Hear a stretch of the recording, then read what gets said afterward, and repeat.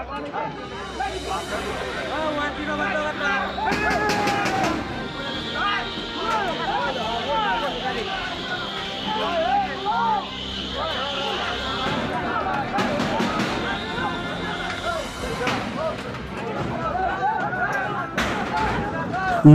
ৰাসৰ ঘূৰ্ণিচকাৰ আনন্দ ল'বলৈ গৈ মৃত্যুৰ সৈতে যুঁজ দিব লগা হৈছে জাগৰাৰ 30 বছৰীয়া যুৱক উজ্জ্বল ডেকা।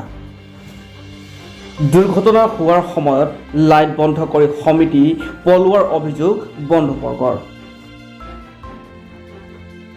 ঘটনাক ঘাপ দিয়াৰ চেষ্টা কৰা বুলি দাবী জনায় জাগৰা স্থানীয় যুৱকে। মহানুভৱতা নৈখাত ৰাস সমিতিৰ। পবিত্ৰ ৰাস মহোৎসৱৰ আনন্দ উল্লাসৰ মাজতে এই অঘটন। নলবাৰীৰ ৰাস উৎসৱত আনন্দৰ ভাগ ল'বলৈ গৈ মৃত্যুৰ ক্ষণ গণিব লগা হৈছে নলবাৰীৰ জাগৰা উজ্জ্বল ডেকাৰ। ৰাসৰ ঘূৰ্ণিচকাত উজ্জ্বল ডেকাই বন্ধু সনাতন ডেকাৰ সৈতে যোৱা মঙলবাৰে প্ৰায় 11:50 চকৰিত উঠি আনন্দ লৈ থকাৰ সময়তে তলত চকাৰ পৰা ওলাই পৰে। উৎসৱস্থলীত খোৱা দোৱা পৰিৱেশ হোৱাৰ লগে লগে লাইট অফ কৰি চকা ঘূৰোৱা সমিতিৰ আটাইকেইজন ব্যক্তি পলায়ন কৰা আৰু বহুকেইগৰাকী প্ৰশাসন ব্যক্তিৰ থকাৰ পিছতো কাৰো সঁহাৰি নোপোৱা বুলি দুৰ্ঘটনা হোৱা উজ্জ্বলৰ বন্ধু সনাতন ডেকাই খুব উজাৰে। সম্প্ৰতি উজ্জ্বল ডেকাই গুৱাহাটীস্থিত অমছু হস্পিটালত চিকিৎসাধীন অৱস্থাত মৃত্যুৰ সৈতে যুঁজ দি থকা বুলি পৰিয়ালবৰ্গই জানিব দিয়ে সংবাদ মাধ্যমৰ আগত। নেক্সট ডেস্ক ৰিপৰ্ট আমাৰ অসম 24। উজ্জ্বল ডেকা মই আৰু লগত 3জন গৈছিলোঁ ৰাস্তা গৈ তাতে নলবাৰী ৰাস গাড়ী চকৰিটোত উঠিলোঁ। আমি ডাঙৰ চকৰিটোত উঠি উজ্জ্বল ডেকাত ওপৰৰ পৰাতো অলি পৰিল চকৰি ঘূৰি থাকোঁতে।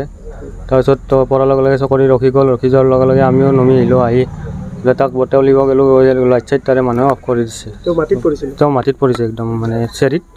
তাৰপিছত গেটখনো মাৰি থৈ দিছে তাহোন। তাৰপিছত যেতিয়া কমিটিয়ে বা বেলেগ মানুহে খুলিলে গেটটো। লাইটটো কোনে অফ কৰিছিল? লাইটটো তাৰে হেৰি মানুহে অফ কৰিছে। চকৰি মানুহে। তাৰপিছত গেটখন কোনে বন্ধ কৰিছিল? গেটখন ডাঙৰ মানুহে বন্ধ কৰিছিল চাগে। আমি সেইটো মই ডাইৰেক্টলি গম নাপাওঁ। মানে বোলে আমাৰ এই মানুহে খুলিছে পাব্লিক এজনী নাকৰ দাউৰি লাগিছে। ততাতৈয়াকৈ ঘগ্ৰাপাৰা হস্পিটেললৈ গ'লোঁ আমি। কোনে লৈ গৈছিলে? হস্পিটেল আমি 3 লৈ গৈছোঁ। আমি যিকেইটা আছিলোঁ সেই গোটেইকেইটাই লৈ গৈছোঁ। চাকাছৰ মানুহ কোনোবা গৈছিল নেকি? চাকাছৰ মানুহ অকণমান 2-3টামান মানে তাতে হেৰি থাকে না, এই দুটাই মানে গাড়ীত উঠাই দিছে। বেলেগ একো কৰা নাই। গাড়ীত উঠাই দি টাউন অহা হৈছে। আমি মেডিকেল লৈ গৈছোঁ। খগৰাপাৰ মেডিকেলত আছে না ক'ত মেডিকেলত? এতিয়া খগৰাপাৰ মেডিকেলৰ পৰা আপোনাৰ গুৱাহাটী লৈ গৈছে। কি হৈছে এতিয়া?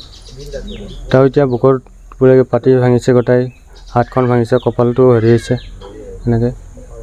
কি ক'বা তুমি? মই এতিয়া এইটোৱে বিচাৰোঁ যে সিও দুখীয়া মানুহ হ'লে সি এটা ন্যায় পাব লাগে। ইচাৰিগিৰ পৰা পৰাৰ পিছত মানে কোনো ধৰণৰ হেৰি নাই আৰু ইয়াতে মানে লাইট চাইট বন্ধ কৰি দিছে।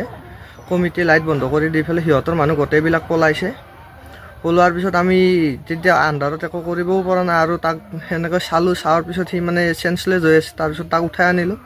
উঠাই আনি কিনে আমি তাতে পুলিচবিলাক বহুত আছে, মানে ধৰক 20-25জন পুলিচ আছে আৰু কোনো পুলিচে মানে ৰেছপন্স দিয়া নাই।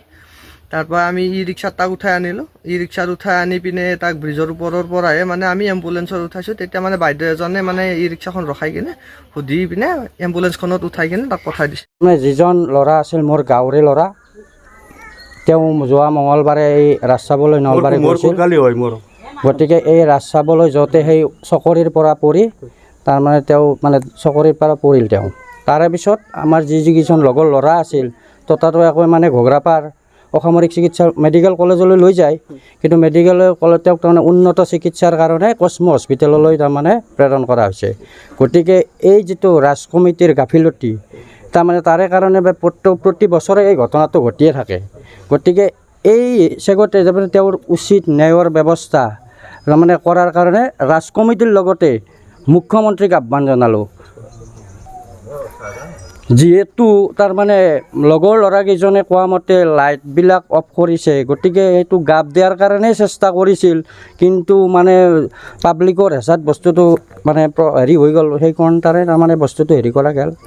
কমিটিক মানে আমাৰ ধৰক যিহেতু ইয়াৰ ব্যৱস্থা ৰাজ কমিটিয়েই মোটামুটি দায়ী হয়, তাৰে কাৰণে বস্তুটো ৰাজ কমিটিক আহ্বান জনালোঁ যে তেওঁক ল'ৰাটোক উন্নত চিকিৎসাৰ কাৰণে যিখিনি মানে পাব লগা নেই সেইখিনি যাতে পায়, তাৰে কাৰণে তাৰমানে ৰাজ কমিটিকো আহ্বান জনালোঁ।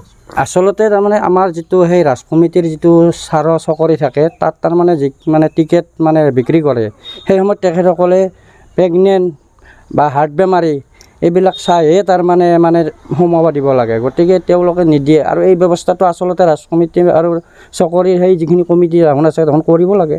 এই